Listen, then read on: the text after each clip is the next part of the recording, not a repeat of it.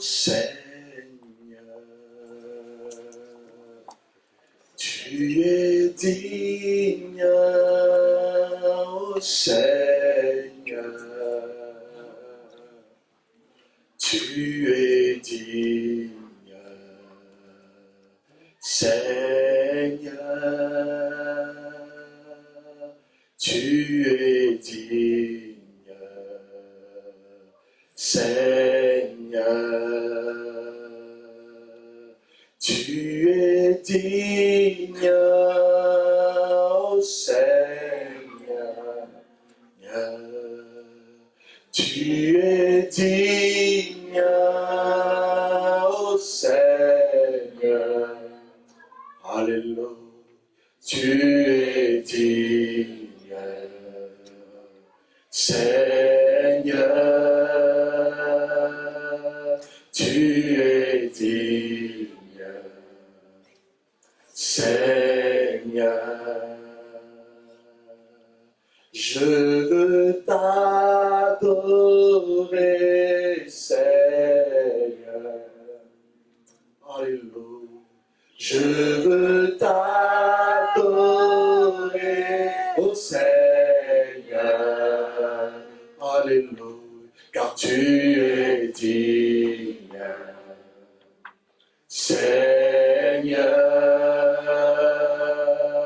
car tu es digne, Seigneur, je veux t'exalter, Seigneur, Alléluia. Je veux t'exalter, ô Seigneur, Alléluia, car tu es digne, Seigneur, car tu es digne, Seigneur, car tu es digne, car tu es digne. Alléluia, Seigneur, car tu es digne, Seigneur. Je tiens à te rendre grâce et honneur, toi le Seigneur de tous les esprits parvenus à la perfection. Merci pour ce temps. Je prie pour que ta parole, Seigneur mon Dieu, nous construise, nous bâtisse, Seigneur. Et que ta parole, Seigneur mon Dieu, mon roi, révèle la nature du Fils qui vit en nous. Que la louange et la gloire te soient rendues. Toi le roi des siècles, immortel et invisible. Toi qui habites une lumière inaccessible que nul homme n'a vue et ne peut voir. Alléluia, le Dieu admirable et insondable. Au nom de Jésus. Amen. Amen. Que Dieu soit glorifié. Le Saint-Esprit a déjà tout dit. Nous allons prendre rapidement nos Bibles dans le livre de Jean au chapitre 3. Je ne sais pas si je vais compléter, si je vais prêcher, mais Dieu va nous faire du bien. Jean au chapitre 3, le verset 1 au verset 11.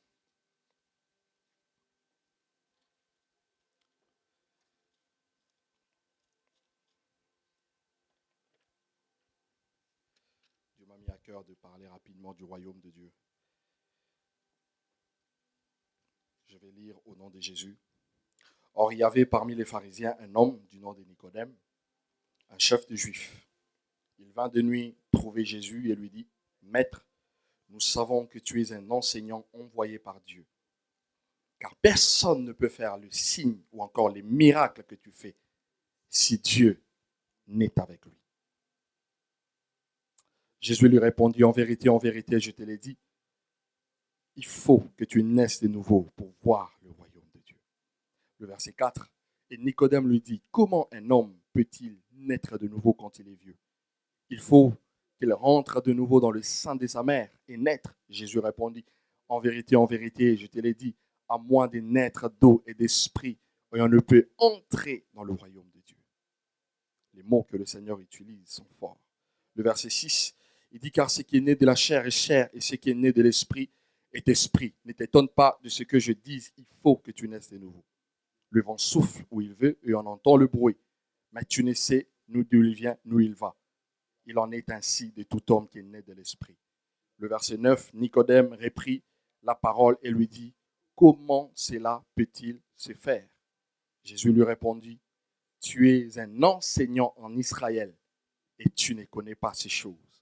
En vérité, lui répondit, en vérité, je te l'ai dit, nous disons des choses que nous savons et nous rendons témoignage de ce que nous avons vu et entendu. Et on ne reçoit pas notre témoignage. Amen. Amen. Le royaume de Dieu. Voilà un homme, Nicodème, cette histoire, nous la connaissons très bien. Nicodème qui va voir le Seigneur parce qu'il avait fait un constat. Et le constat qu'il avait fait, c'est que le Seigneur Jésus était différent. Et la Bible nous dit que ce Nicodème était un pharisien.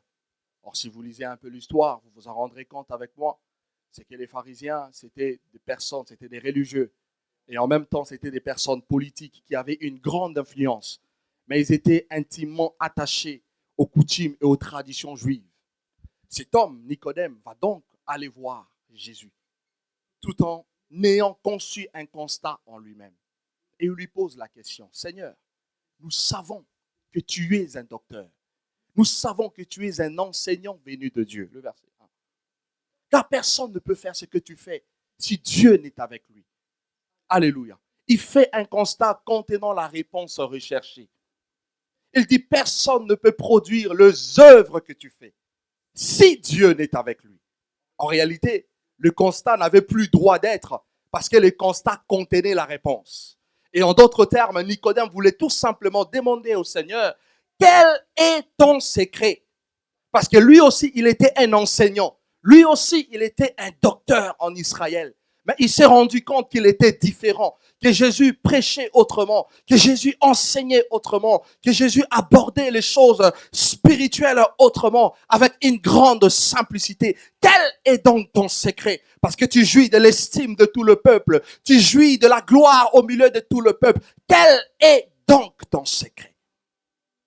Alléluia. Alléluia. Et les pharisiens, si vous lisez toujours l'histoire, avaient deux caractéristiques principales.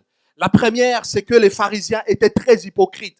La preuve, c'est que Nicodème vint de nuit. Il ne vint pas le jour parce qu'il savait que ses autres amis pharisiens avaient les détectés. Et la Bible dit, beaucoup de pharisiens avaient cru en Dieu, mais ils n'osaient pas en faire l'aveu de peur d'être exclus de la synagogue. Il avait bien reconnu que Jésus était le Messie. Il avait bien reconnu que Dieu était avec Jésus. Mais il était cependant hypocrite.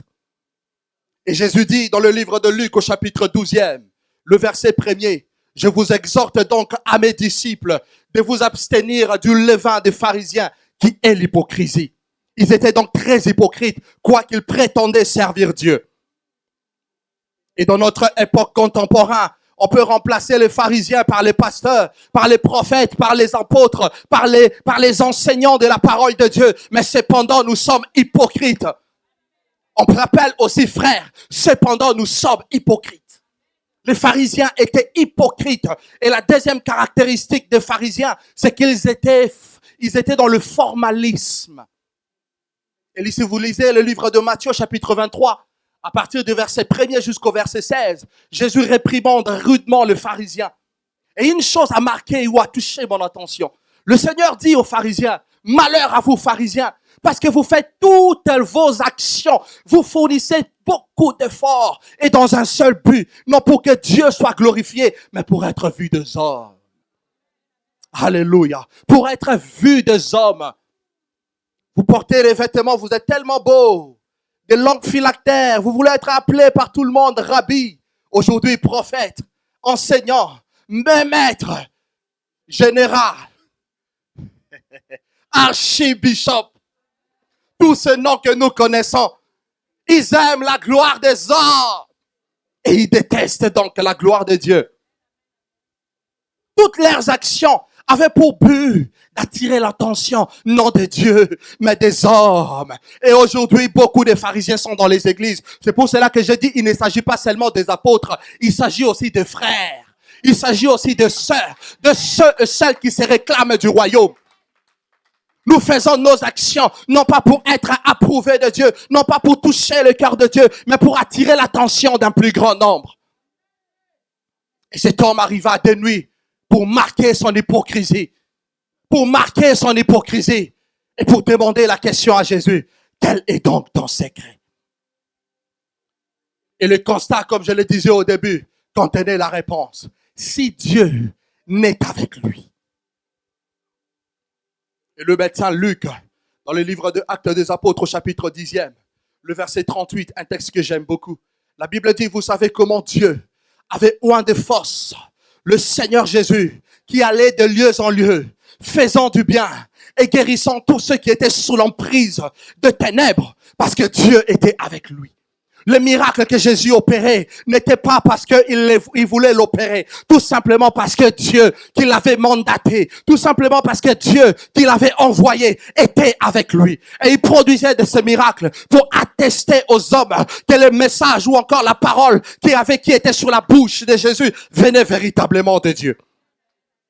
Et dans le verset 2, c'est un verset qui touche aussi mon attention. Le Seigneur lui répond tout de suite en lui disant, Nicodème, ce n'est pas le miracle qui importe. Ce que toi tu cherches, c'est le résultat ou encore c'est la conséquence de quelque chose. Tu dois donc naître de nouveau pour voir le royaume de Dieu. Et Jésus lui ramène, non pas au miracle, non pas aux œuvres, mais Jésus lui ramène au royaume. Alléluia. Alléluia. Jésus-Christ lui ramène au royaume de Dieu. Et aux conditions pour y accéder. Je disais au début, le Seigneur utilise le mot fort. Il dit, il faut d'abord que tu naisses de nouveau. La nouvelle naissance qui est rendue possible par l'action conjuguée de la parole de Dieu que nous entendons et du Saint-Esprit qui nous a été donné. Et c'est la condition pour voir le royaume. Et par la suite, c'est la même condition pour entrer dans le royaume. Cela revient à dire qu'on peut voir le royaume sans y entrer. C'est ce qui s'est passé dans la vie de Moïse. La Bible dit, après avoir accompli tellement d'exploits avec Dieu, il a délivré le peuple de la captivité. Et voilà que Dieu va lui adresser une parole. Parle au rocher. Moïse va frapper le rocher. Dieu lui dit, tu verras Canaan, tu verras le royaume, mais tu n'y rentreras pas. Et aujourd'hui, les pharisiens veulent voir le royaume. Ils ne se préoccupent pas. Ils n'ont pas le souci d'entrer dans le royaume. C'est pour ça que Jésus différencie cela. Il dit que tu peux voir le royaume, mon frère et ma sœur, sans y entrer. Alléluia. Le royaume, qui n'est rien d'autre qu'un territoire administré par Dieu et où réside la présence glorieuse et miraculeuse de Dieu. Et c'est cette présence qui déclenche le miracle. C'est cette présence qui apporte les œuvres surnaturelles. Et c'est cette présence qui va changer ta vie présente, mais également ton destin à venir. C'est pour cela qu'il parle, non en termes des hommes, il parle du royaume de Dieu. Les miracles passeront. Paul dit, les langues cesseront. La prophétie s'arrêtera. La prophétie s'arrêtera. Les miracles cesseront. Le plus important, mon frère et ma sœur, c'est d'entrer dans le royaume de Dieu. Alléluia. Alléluia. Alléluia. Et Jésus lui dit, il faut donc que tu naisses de nouveau pour voir le royaume de Dieu. Pourquoi voir? Parce que ce que l'on voit, on a donc la capacité ou encore le pouvoir de pouvoir le reproduire. Jésus reproduisait que le miracle qu'il voyait faire au Père. D'ailleurs, plus tard, il le dira, le Fils ne peut rien faire de lui-même. Dans Jean chapitre 5, à partir du verset 19, mais tout ce que le Fils produit, c'est ce qu'il voit faire au Père. Ce que tu vois, tu peux aussi le reproduire. Dieu veut que nous vivons le miracle. Dieu veut que nous vivons le miracle. Dieu veut que le miracle soit notre quotidien. Mais cela doit être la conséquence de la vision que nous avons du royaume de Dieu. C'est pour cela qu'il pourrait dire à Moïse, en disant donc, aie soin de bâtir le tabernacle d'après le modèle qui t'a été montré sur la montagne. Ce que tu vois, tu as aussi le pouvoir et la capacité de pouvoir le reproduire. Et le royaume, c'est le lieu où réside la présence glorieuse du Dieu Tout-Puissant. Tu recherches les conséquences, tu recherches le miracle. Tu recherches l'approbation des hommes, mais Dieu veut t'amener à voir le royaume. Le royaume de Dieu. Alléluia. Et par la suite, il lui pose la même condition. Il lui dit, il faut donc que tu naisses de nouveau pour entrer dans le royaume. Je l'ai dit, tu peux voir le royaume, tu peux voir Dieu à l'œuvre, tu peux voir les miracles se produire dans ta vie, dans ton ministère, dans ta famille, et ne pas entrer dans le royaume de Dieu. Et comme on nous l'a dit, Dieu a livré son Fils pour que tu entres dans le royaume. Dieu a livré son Fils comme un sacrifice expiatoire pour que j'entre dans le royaume. Non pas seulement pour que je le voie, mais pour que j'y entre. Voir le royaume permettra de me vivre une vie heureuse, une vie pleine de miracles, une vie de la grâce de Dieu, une vie où la présence de Dieu t'accompagne. Mais la finalité, c'est qu'il faut que tu rentres dans le royaume de Dieu. Alléluia. Alléluia. Et dans Matthieu chapitre 7, la parole de Dieu nous enseigne, il y a eu des apôtres, il y a eu des prédicateurs qui ont vu le royaume. Ils sont allés voir le maître en disant, Seigneur, n'est-ce pas en ton nom que nous avons guéri les malades? Seigneur, n'est-ce pas en ton nom que nous avons prophétisé? Seigneur, n'est-ce pas en ton nom que nous avons parlé en langue? Seigneur, n'est-ce pas en ton nom que nous avons conduit la multitude vers toi? Seigneur, même pas en ton nom. Mais Jésus leur dit, retirez-vous de moi, je ne vous ai jamais connu, vous qui commettez l'iniquité. Ils ont vu le royaume, mais ils n'y sont pas rentrés.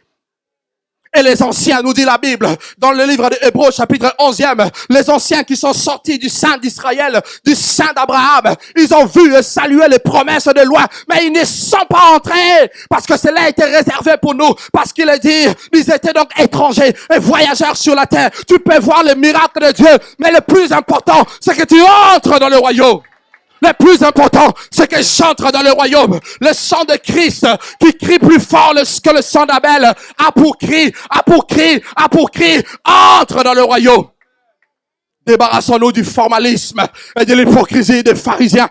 Débarrassons-nous du formalisme et de l'hypocrisie des pharisiens. Si tu sers Dieu, fais-le de tout ton cœur. Comme je le fais là, je ne le fais pas pour attendre une rétribution de toi. Je le fais de tout mon cœur. Parce que je sais qu'il n'y en a pas 2, il n'y en a pas 3, il n'y en a pas 4 qui ont payé le prix pour mon salut, pour ma rédemption, pour que je sois béni, pour que je sois élevé et que je puisse avoir une place dans le cœur de Dieu. Il n'y en a qu'un qui l'a fait. Il y en a qu'un qui l'a fait. Il y en a un qui l'a fait. Mante braka sakata. Débarrassons-nous du formalisme. Voilà la parole qui retentissait dans mon esprit ce matin pendant que je priais. Débarrassons-nous du formalisme et de l'hypocrisie qui hante le christianisme et le milieu ecclésiastique. Alléluia. Mais c'est quoi le royaume de Dieu? Je vais aller vite, ne vous inquiétez pas. La Bible nous dit, dans Luc au chapitre 17e, le verset 21, voilà encore des pharisiens qui arrivent. Encore eux, toujours eux qui causent des dégâts.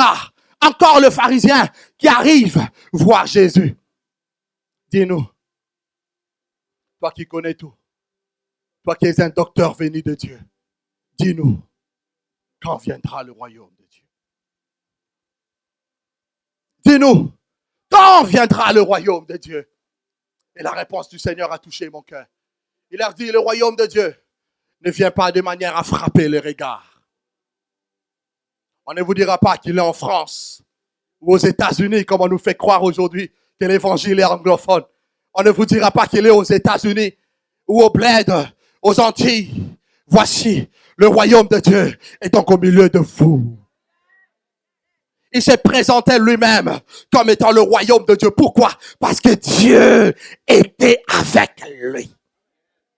Donc je peux aussi me permettre de dire que voici, le royaume de Dieu est au milieu de vous. Oh yes. Alléluia. Alléluia. Il s'est personnifié. Il était donc la personnification du royaume de Dieu. Et plus tard, il va dire que le royaume de Dieu est un mystère. Il dit aux apôtres, il vous a donc été donné de connaître le mystère du royaume de Dieu. Le mystère est caché. Quelque chose de caché que seul Dieu révèle à ceux et celles qui ont le cœur disposé. Que seul Dieu révèle à ceux et celles qui ont laissé leur cœur être fécondé par la parole de Dieu et arrosé par le Saint-Esprit. À ceux et celles qui sont nés de nouveau. Alléluia. Alléluia. Alléluia. Et dans sa connotation présente, le royaume de Dieu consiste ou encore est l'ensemble de tous les chrétiens qui sont nés de nouveau. mais dans sa connotation future. Le royaume de Dieu exprime aussi le gouvernement de Dieu sur toutes les choses et sur toutes les créatures du monde. C'est ce que le prophète David explique dans le livre de Psaume au chapitre 103, le verset 19. Il dit, tu as choisi le ciel pour fonder ton trône et ton règne s'étend sur toute la créature. Ton règne s'étend sur tous les hommes. Et lui-même, il va exprimer en ces termes, en disant que le royaume n'est rien d'autre que le temps des rétablissements de toutes choses. Il a dit que le royaume, c'est le temps des rétablissements de toutes choses. Et l'apôtre Pierre parle des temps des rafraîchissements qui doivent venir de la part de Dieu, car la promesse nous appartient. Elle est pour nous. Elle est pour toi. Elle est pour ta famille. Elle est pour nous la promesse. Alléluia. Alléluia. Alléluia. Le royaume de Dieu. Jésus-Christ sur la terre était lui-même à l'adresse du royaume de Dieu. Jésus-Christ sur la terre était la personnification du royaume de Dieu. Marchant, c'était le royaume qui marchait. Parlant, c'était le royaume qui parlait. Agissant, c'était le royaume lui-même qui agissait. Parce que Dieu, qui est au royaume de Dieu et qui a bâti son trône sur le ciel, était avec lui. Alléluia. Alléluia. Et dans la sphère spirituelle, frères et sœurs, il n'existait pas plusieurs royaumes. Il n'existait pas 10 000 royaumes. Dans le monde spirituel, il n'existe que 2 royaumes. Le royaume de Dieu, dont Jésus lui-même est le roi, et le royaume des ténèbres. Pilate lui pose la question. Il dit à Pilate, dans Jean chapitre 18, le verset 36, que mon royaume n'est pas de ce monde. Si mon royaume aurait été de ce monde, mes serviteurs combattront pour moi. Alors Pilate, roi qu'il était, menacé qu'il était dans sa position, lui repose la question, tu es donc roi? Jésus lui dit, tu l'es dit, car il est dit, toutes les langues doivent confesser. Toutes les langues doivent confesser que Jésus est Seigneur, à la gloire de Dieu le Père. Il dit que mon royaume n'est pas de ce monde. Et Apocalypse le révèle comme étant le roi des rois et le Seigneur des seigneurs. La Bible dit qu'il avait sur sa cuisse et sur son vêtement un nom écrit, roi des rois et Seigneur des seigneurs. La Bible dit que la bête et la prostituée combattront l'agneau, mais l'agneau de Dieu le vaincra, parce que lui, il est le roi des rois, mais aussi le Seigneur des seigneurs. Alléluia. Mais aussi le Seigneur des seigneurs. Les Jésus que tu pries, les Jésus que tu adores, les Jésus que tu célèbres, les Jésus devant qui tu fléchis les genoux, est le roi des rois. Mais aussi le Seigneur des seigneurs. Alléluia. Alléluia. Alléluia. Et le deuxième royaume, tu en as peut-être conscience. Je crois que tu as plus conscience du deuxième royaume que du premier royaume dont je te présente. C'est le royaume du diable, dont le diable lui-même est le roi.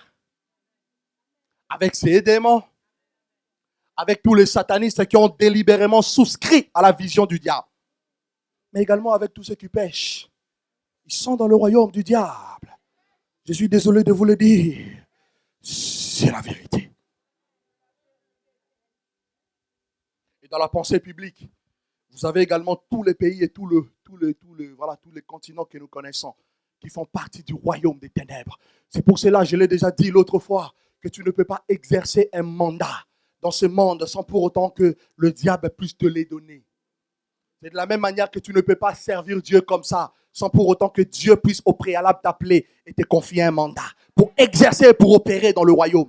Et le diable a dit à Jésus, je te donnerai tous ces royaumes, tous ces pays que tu vois, à une seule condition. Si seulement tu te prosternes devant moi et tu m'adores. Je vais encore ouvrir une parenthèse. Je disais, méditer encore ce matin. Le diable dit à Jésus, je te donnerai tout à une seule condition. Si seulement que tu peux m'adorer. Si seulement tu peux te prosterner devant ma face et m'adorer. Et je me pose la question. Lui, il se déguise en ange de lumière. Tout ce qu'il fait, il ne fait que copier l'Éternel. À combien plus forte raison, Dieu me donnera la santé, l'argent, la gloire, à une seule condition. Si mes genoux sont à terre, à combien plus forte raison, Dieu me lèvera. À combien plus forte raison, Dieu me donnera l'onction. Tout ce dont mon cœur bat, tout ce dont pour lesquels mon cœur bat, à combien plus forte raison, Dieu ne nous les donnera-t-il pas? C'est pour cela que le prophète David pourrait dire, fais donc de l'Éternel tes délices. Et Dieu te donnera tout ce que ton cœur désire. Et Dieu ne cherche pas des prédicateurs. Lisez toute la Bible. Dieu ne cherche pas des prédicateurs. Je vais peut-être te décevoir. Dieu ne cherche pas des prédicateurs. Mais Dieu cherche des hommes et des femmes qui savent se prosterner devant sa face et l'adorer. Tu es le grand roi, le roi de siècles, immortel et invisible. Toi qui habites une lumière inaccessible que personne n'a pu et ne peut voir. Le Dieu insondable et admirable, le prince de la paix, l'auteur du salut et de la rédemption éternelle, le Dieu des esprits de prophètes et des apôtres, le Dieu des esprits de prophètes et des apôtres, le créateur de l'univers, Adonai, le maître de l'univers, le maître du ciel et de la terre, celui qui tient entre ses mains la clé de la vie. Il s'appelle le fidèle, le juste et le véritable, celui qui te bénit et personne ne peut te maudire, celui qui te lève et personne ne peut t'abaisser. Kaïta Sakata. Je sens tellement l'onction de Dieu sur moi. Permettez-moi, je voulais enseigner. Ce n'est pas de ma faute. Je ne prémédite rien. Korika Sakata Baba. Alléluia. Alléluia. Le royaume de Dieu. Et la bonne nouvelle, mon frère et ma sœur, c'est que le royaume de ton Jésus est au-dessus du royaume du diable. Le royaume de ton Jésus est plus fort que le royaume des ténèbres. Le royaume de ton Jésus est plus grand que le royaume du diable. Alléluia.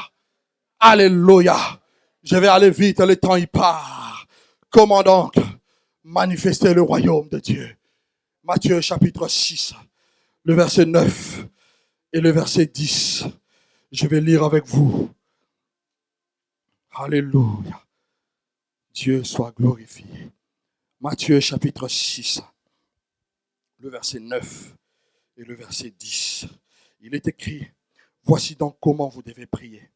Notre Père qui est aux cieux, que ton nom soit sanctifié, que ton règne vienne. En d'autres mots, il est dit que ton royaume vienne et que ta volonté soit faite sur la terre comme elle est faite au ciel. Je m'arrête là. Le Seigneur nous donne la clé pour attirer le royaume de Dieu. Le royaume de Dieu, certes, est établi au ciel, mais tu peux l'attirer sur la terre. Tu peux l'attirer sur la terre. Il dit, voici donc comment vous devez prier. Cela revient à dire que la prière attire le royaume de Dieu vers nous. La Bible dit dans Jacques, au chapitre 4e, le verset 8, approchez-vous donc de Dieu et Dieu s'approchera de vous. Lorsque nous prions, nous faisons un pas vers le royaume de Dieu. Et le royaume de Dieu se déplace aussi avec tout son cortège, avec toute sa puissance, avec toute sa gloire, avec toute la révélation du Père, se déplace vers nous pour influencer notre vie, pour influencer notre destinée, pour influencer notre environnement. Que ton règne vienne. La prière fait descendre le royaume de Dieu. C'est pour cela, Église de Dieu, je vais ouvrir une parenthèse. Plus ça va, plus nous devons prier. Tu peux ne pas croire à ce que je dis, mais laisse-moi t'ouvrir encore une autre parenthèse. Nous vivons dans un monde spirituel. Ceux qui réussissent, ce sont les hommes qui savent opérer dans l'esprit. Et nous qui sommes de Dieu, pour réussir dans ce monde miné, nous devons savoir opérer avec le Saint-Esprit, mais aussi avec les anges de Dieu qui nous sont affectés.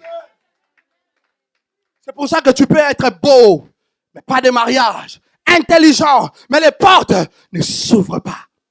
Seuls celles qui ont compris le secret du monde spirituel savent opérer dans le monde physique. C'est pour cela que l'apôtre Jean pourrait dire, je veux donc que vous croissez à tous égards, que tu prospères à tous égards, comme prospère ton esprit. Alléluia.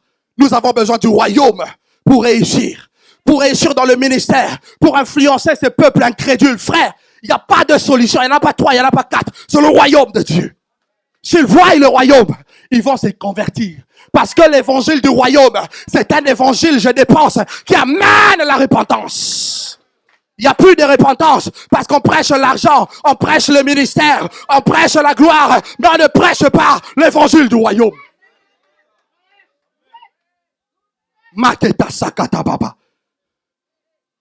Le royaume vient lorsque les hommes et les femmes se consacrent à Dieu. J'ai demandé au Seigneur, aide-moi à monter davantage. Si hier je priais 5 heures, je vais monter davantage. Moïse pourrait faire 40 jours et 40 nuits sans descendre. Mais il descend, mais quelle gloire, frère Timothée. Quelle gloire. Aide-moi à monter davantage. Plus qu'il faisait. Aide-nous à monter davantage pour faire descendre le royaume de Dieu sur la terre et influencer des vies à Christ.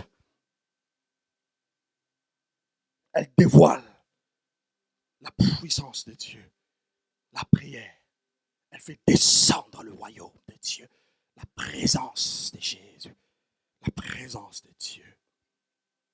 Le temps part vite. Ne vous inquiétez pas. Troisième grand point, je vais aller très vite. Quelles sont les conséquences du royaume? Parce que le royaume se manifeste dans une vie, dans une contrée, dans un territoire, à un endroit. Quelles sont les conséquences du royaume? Il y en a plusieurs. Mais le Saint-Esprit a retenu mon attention sur 5 points. Je vais aller très vite, ne vous inquiétez pas. La première des choses, je l'ai dit au début, c'est la repentance. Le royaume ne vient pas pour te donner de l'argent, te donner une position devant les hommes. La Bible dit ce qui est élevé devant les hommes est une abomination devant Dieu. Mais le royaume vient en premier lieu pour t'apporter la repentance. C'est pour cela que la nouvelle naissance n'est rendue possible que par la prédication de l'évangile du royaume. Alléluia. Alléluia. La repentance.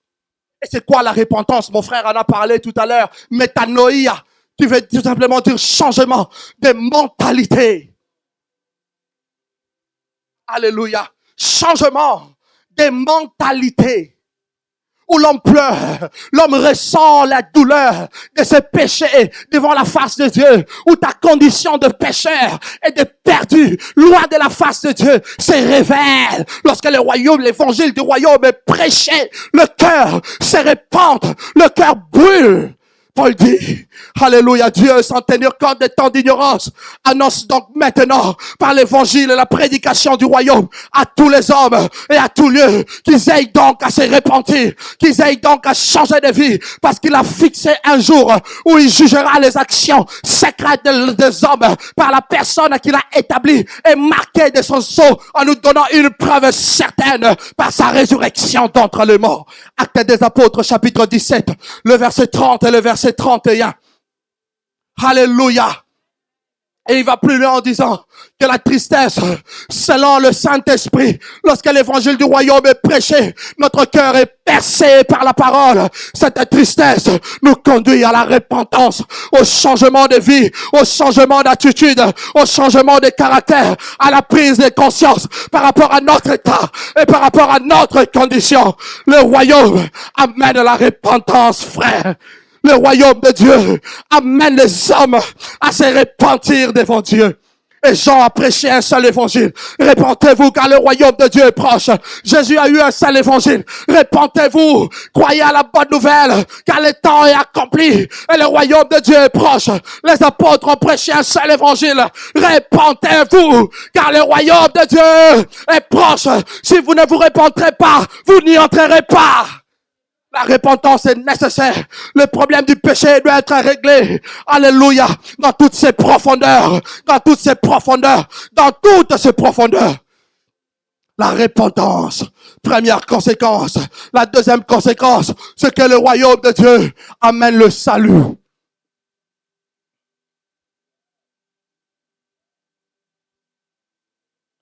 Grâce. Paix. Prospérité, sotéria en grec, élévation, tout ce que vous voulez, tout ce qui est de bon, est contenu dans le salut de Dieu. La vie éternelle dans le salut de Dieu. Et vous lirez à la maison, Luc chapitre 19, le verset 1 au verset 10, la Bible nous parle d'un certain homme, Zachée. On nous a prêché sur ça le dimanche dernier. Cet homme voulait impérativement voir le royaume. Mais Jésus lui dit non. Certes, ce que tu voulais voir, je suis là, tu m'as vu. Viens maintenant. Car aujourd'hui, le salut est entré dans ta maison. Parce que toi aussi, tu es un fils d'Abraham. Alléluia.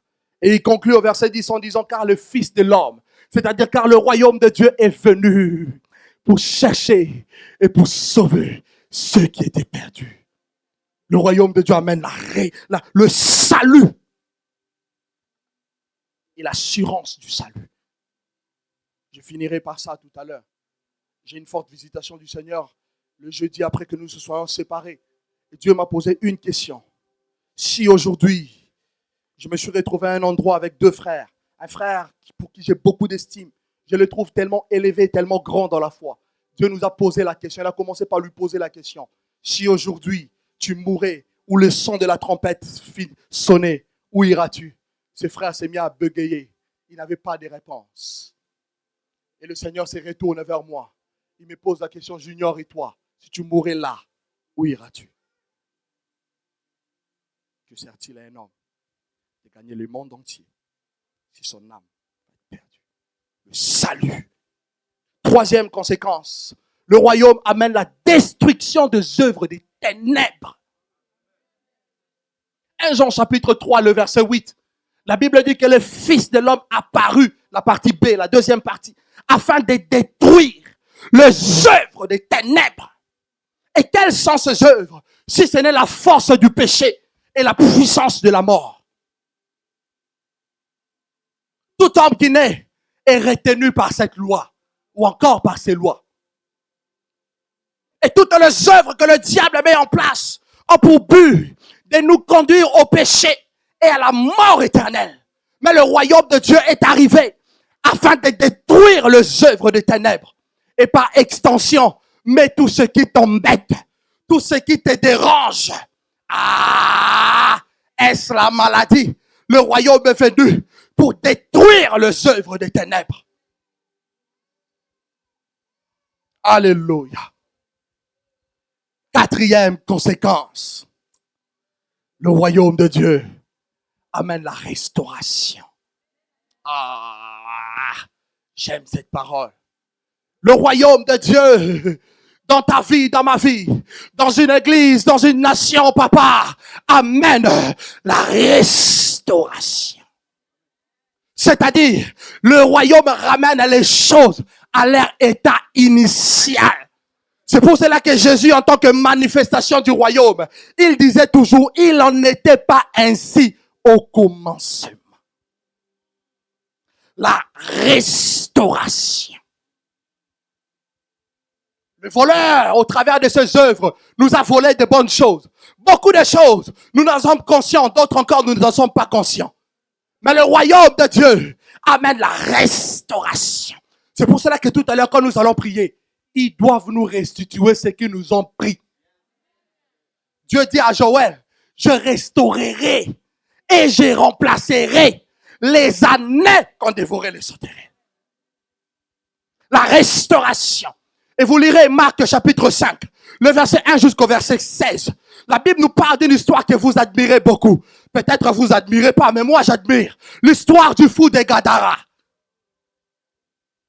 Un homme qui était possédé comme pas possible, si je peux me le permettre. Mais il y a deux bonnes nouvelles dans ces textes. C'est que Jésus a quitté les hommes normaux. Il a quitté des rois. Il a quitté des princes. Il a quitté des foules qui les suivaient pour le fou de Gadara. Mon ami, l'amour que Jésus a pour toi.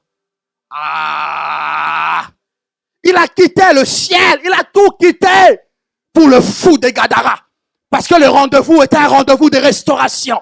Il fallait que cet homme soit restauré. Et pour attester que le royaume était réellement au milieu d'eux, il est écrit, si donc c'est par le Saint-Esprit ou encore par le doigt de Dieu que je chasse le démon, alors le royaume de Dieu est donc venu au milieu de vous. Il fallait que le royaume arrive à Gadara pour restaurer cet homme qui théorisait tout le monde, Cet homme qui avait son séjour dans les cimetières. Cet homme dont la vie n'avait pas de sens. Cet homme qui vivait pour vivre. Il attendait que le jour où les démons allaient mettre fin à sa vie. Non! Les calendriers de Dieu pour lui étaient autres. Il fallait que le royaume vienne. Il fallait que le royaume se déplace pour restaurer la vie de cet homme. Et le verset 13, le verset qui me touche beaucoup. La Bible dit, lorsque les gens de la ville apprirent ce que le royaume avait produit dans la vie de cet homme, ils les trouvèrent assis aux pieds de Jésus, vêtu et dans son bon sens. La position perdue en Christ, tu vas la retrouver. Et Dieu va te vêtir de gloire comme d'un nuée. Et les sens pour lesquels Dieu t'a conçu, tu les retrouveras dans ton bon sens, car nous avons été conçus l'un et l'autre pour accomplir le rêve de Dieu. Alléluia. Et le rêve de Dieu s'accomplit au temps. Il y a un temps pour toutes choses. Juste une parenthèse. Écoutez, Jésus a fait 30 ans pour préparer 3 ans de ministère. C'est pour cela que le temps est important. Il faut attendre le temps de Dieu. Et le Seigneur m'a dit personnellement, il m'a dit, écoute, pourquoi je permets que pour tous ceux qui me servent puissent prendre beaucoup de temps? Certes, c'est un temps de formation. Mais aussi, les fidèles ou encore les disciples sont comme du vin. Plus le vin dure, plus il devient bon et plus il coûte cher. Jésus a pris 10 ans pour 1 an. Quel impact! Il y a un temps pour toutes choses. Alléluia!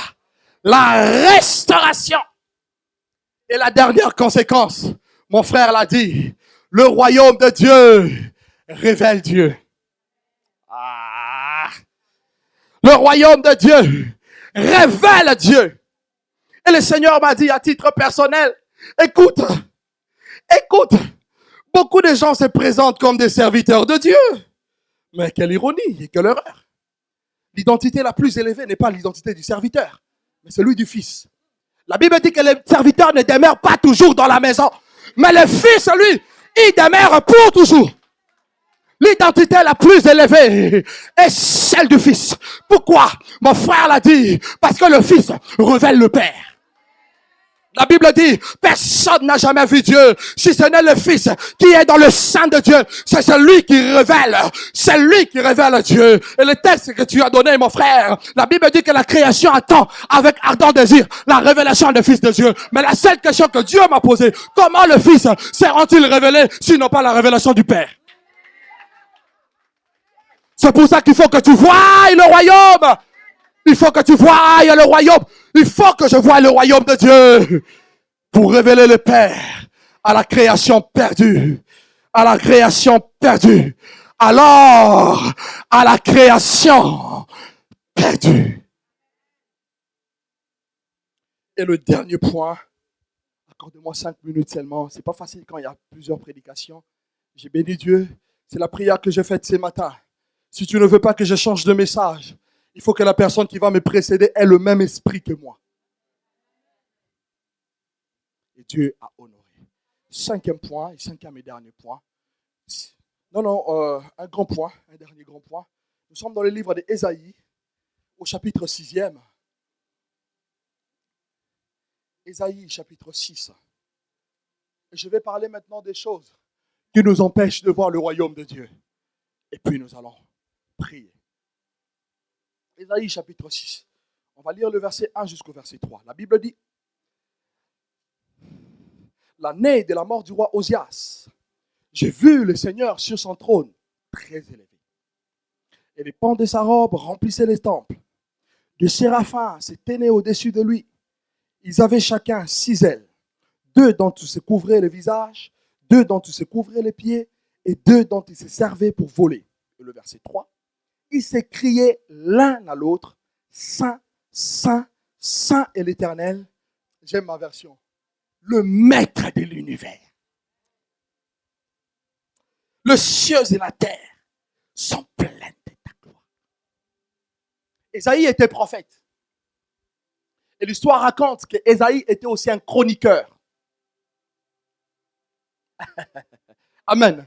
L'histoire raconte que Ésaïe était aussi un chroniqueur.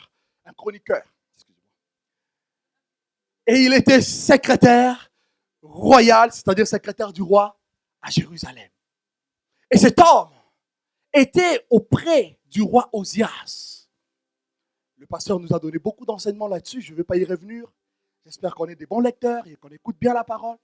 Le roi Osias était un homme influent. C'est un roi qui a succédé à son père à 16 ans. Et la Bible le présente comme étant un grand réformateur en Juda. Il fit ce qui était droit aux yeux de l'Éternel. Et aussi, il avait une particularité qui touchait le cœur de Dieu. La Bible dit qu'il s'appliqua à chercher la face de Dieu pendant les temps de Zacharie, qui avait l'intelligence des visions de Dieu. Et pendant qu'il le faisait, Dieu le fit prospérer. C'est un roi qui connut une grande prospérité. Il connut beaucoup de succès. Mais hélas, la face B du succès se révéla. C'est que le succès amène souvent l'orgueil. Et l'orgueil va envahir son cœur. Il va croire que le succès venait de lui. La réussite venait de lui. La Bible dit que son cœur s'éleva pour le perdre. Avant la chute, le cœur de l'homme s'élève. Son cœur s'éleva pour le perdre. Et il va faire quelque chose d'interdit, qui était réservé aux sacrificateurs qui avaient reçu le mandat et l'onction pour. Et pendant que le sacrificateur Azaria s'approcha pour l'interpeller, tellement qu'il était orgueilleux, et parce qu'il était roi, il se croyait tout permis. Mon ami, on joue avec les hommes, on ne joue pas avec Dieu. Joue avec les hommes, joue avec ta propre vie. Joue avec ça, mais on ne joue pas avec Dieu. Dieu l'a frappé. Et la Bible nous enseigne que ce roi a fini sa vie lépreux et il a été écarté de tout Israël. Mais une chose a frappé mon attention. Ésaïe était prophète de l'Éternel. La Bible dit que Dieu ne fait rien sans avoir révélé son secret à ses serviteurs, les prophètes. Et Dieu savait qu'un malheur allait arriver au palais royal dans lequel Ésaïe travaillait. Ça veut dire que les prophètes étaient distraits. Et il a fallu que cet homme meure pour qu'il y ait un métanoïa, un changement d'attitude et de mentalité. Et ce roi a constitué un voile. Ce roi voilait Ésaïe pour ne pas voir la gloire de Dieu. Littéralement, pour ne pas voir le royaume de Dieu. Parce que Ésaïe 1 nous dit, c'est à l'année de la mort du roi que le voile s'est déchiré.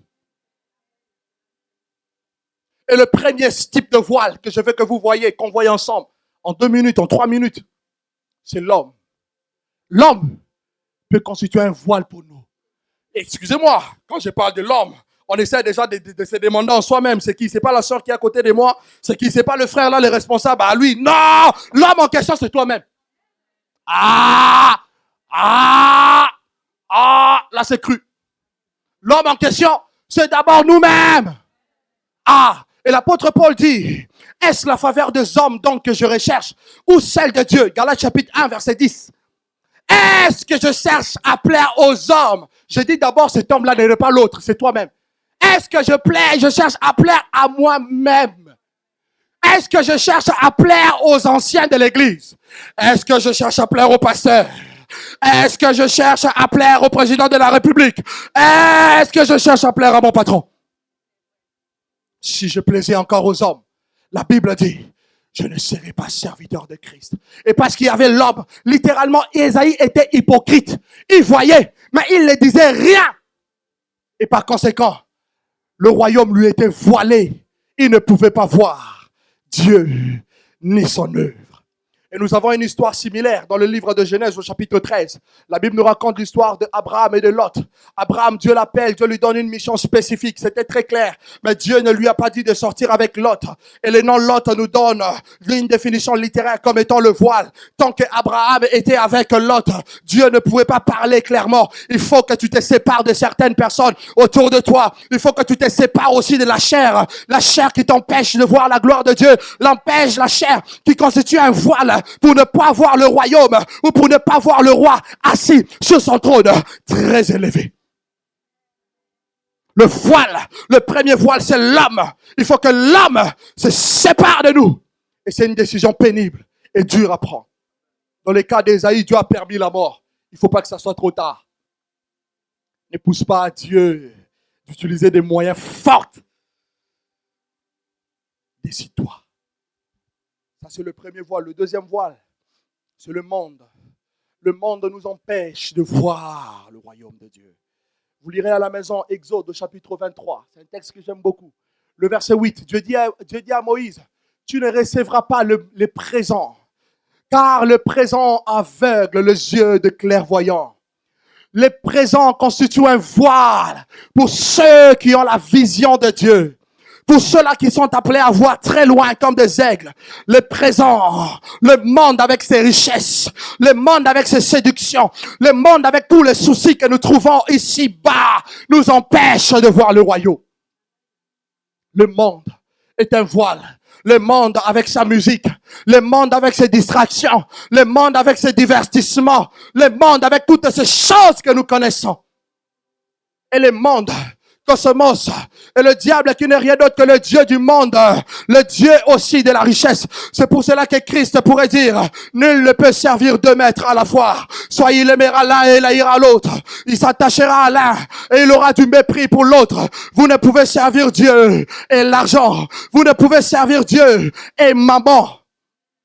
Le monde nous empêche de voir le royaume de Dieu. Le monde nous empêche de voir le royaume de Dieu. Le monde est un voile pour beaucoup. Et Dieu veut que nous puissions se séparer du monde, se détacher de ce monde.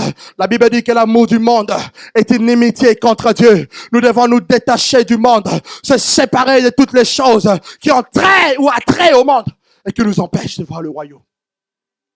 Et le troisième voile, j'ai fini par là, c'est le diable lui-même. La Bible nous dit, dans le livre de 2 Corinthiens, chapitre 4e, le verset 3 et le verset 4, que si notre évangile, qui n'est rien d'autre que l'évangile du royaume, est voilé, il est voilé pour ceux qui périssent, pour ceux dont le Dieu de ce monde a aveuglé l'intelligence. Le diable, au travers des fausses doctrines, au travers des religions, au travers justement aussi des fausses prophéties, des faux miracles, au travers de toutes ces choses, il les met en place pour voiler les hommes, le royaume de Dieu. Alléluia, alléluia. Au travers des faux enseignements, il veut nous voiler le royaume de Dieu. Et ce soir, ou encore ce matin, Dieu veut que ce voile se déchire. Je l'ai dit au début, la finalité, ce n'est pas de voir le royaume.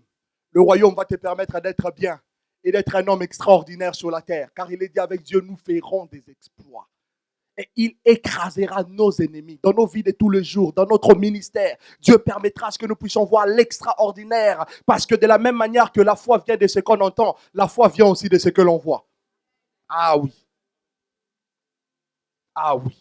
La foi vient aussi de ce que l'on voit. Beaucoup de chrétiens se lassent parce qu'ils ne voient pas Dieu. Ça fait des temps, ça fait des années, ils prient. Dieu est inconnu, Dieu est étranger, Dieu est loin d'eux. Et ils se sont lassés, se sont retournés dans le monde. Et Dieu veut que nous puissions non pas seulement entendre sa parole, entendre sa voix, mais aussi voir le royaume pour avoir la foi qui est un trésor dans ces temps de la fin. Il est dit, quand le Fils de l'homme viendra, trouvera-t-il de foi sur la terre? Nous devons voir aussi le royaume pour nous maintenir dans la foi. Et pour entrer dans le royaume, vous remarquerez que le verset 3 d'Ésaïe dit, le séraphin criait Saint, Saint, Saint est l'Éternel des armées. La première échelle ou encore l'unique échelle qui te permettra de monter vers le royaume, c'est la sainteté. C'est la sainteté. Et l'évangile du royaume amène les hommes vers la sainteté. L'évangile du royaume amène les hommes vers Dieu. L'évangile du royaume amène les hommes à la sainteté. Et une des dernières paroles de l'apôtre Jean, il dit, c'est Dieu qui lui parle, il dit, écris ces choses sont certifiées. Que celui qui est souillé, s'essuie encore. Que celui qui est injuste continue à être injuste. Mais que celui qui se sanctifie davantage. Car il n'entrera dans le royaume rien de souillé. Sanctifie-toi encore. Ne le fais pas parce que je suis là.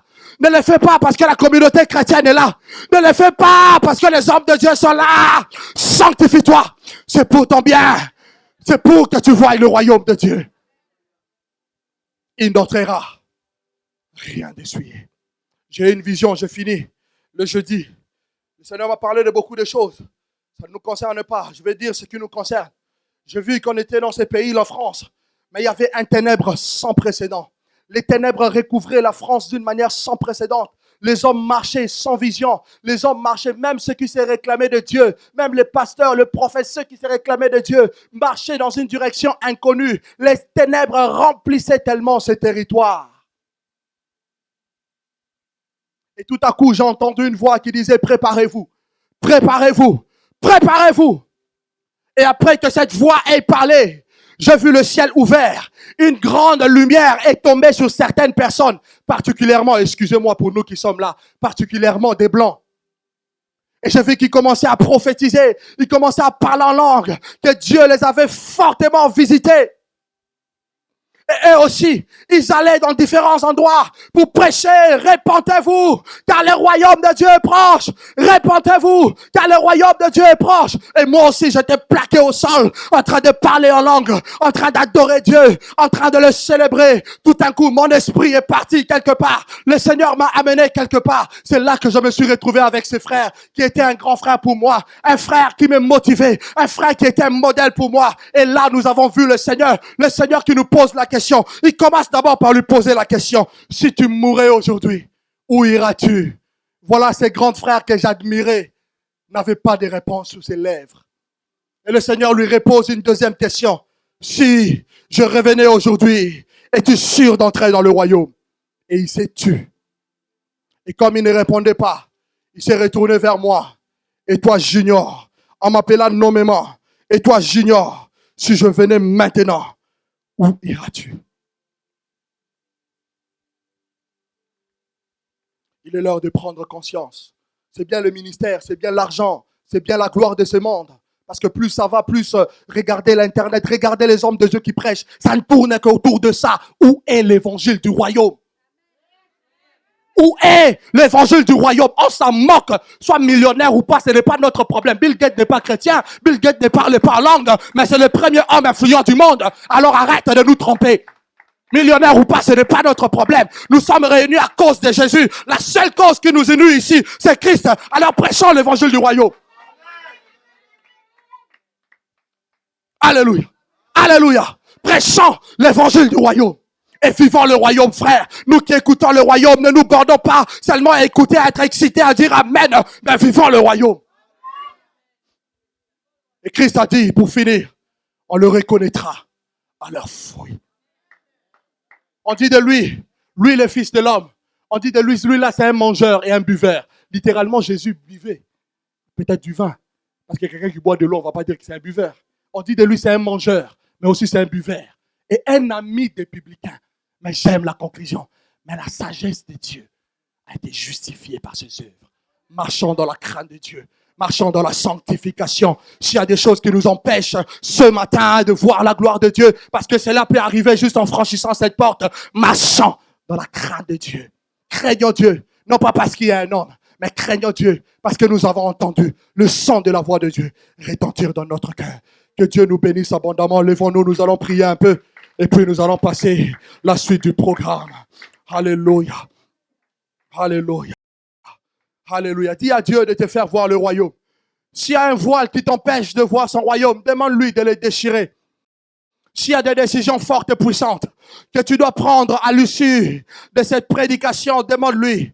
Demande-lui, alors demande-lui de tout ton cœur de t'aider, de te séparer avec tes lots et de mettre également sur ton chemin des compagnons de route qui vont te motiver comme Timothée, qui vont te motiver comme Paul, qui vont te motiver comme Jean et Pierre, qui vont te motiver. Alléluia. Que le voile, Seigneur, ce matin se déchire. Je prie pour que ce matin, le voile de Dieu se déchire. Alléluia. Que le voile se déchire.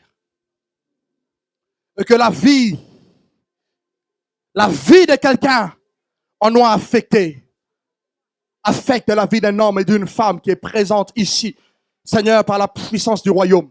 La Bible dit que le royaume ne consistait pas seulement en paroles, mais en puissance. Je prie pour que la puissance de Dieu, qui accompagne le royaume, Je prie pour que la puissance de Dieu qui accompagne les royaumes soit la démonstration de la vie de quelqu'un en ces lieux. Au nom de Jésus-Christ. Et si tu es tombé dans un péché quelconque, la Bible dit, souviens-toi donc d'où tu es tombé et réponds-toi, pratique tes premières œuvres. Demande à Dieu de te restaurer. Demande à Dieu de restaurer ta foi. Demande à Dieu de restaurer ta communion. Demande à Dieu de restaurer son amour dans ton cœur. Demande à Dieu d'apporter la restauration. Car le royaume de Dieu amène la restauration. Seigneur, voici ton peuple. Je fais fidèlement ce que tu m'as demandé de faire. Je prie pour que le Saint-Esprit, qui est l'esprit de vie, et l'esprit qui accompagne les témoignages, des paroles que nous avons entendues et des paroles que nous avons vues dans le conseil de Dieu, que le Saint-Esprit amène la vie dans le cœur de ton peuple. Au nom de Jésus, que la force spirituelle, que la force de Dieu soit donnée à ton peuple pour continuer la course au nom de Jésus-Christ.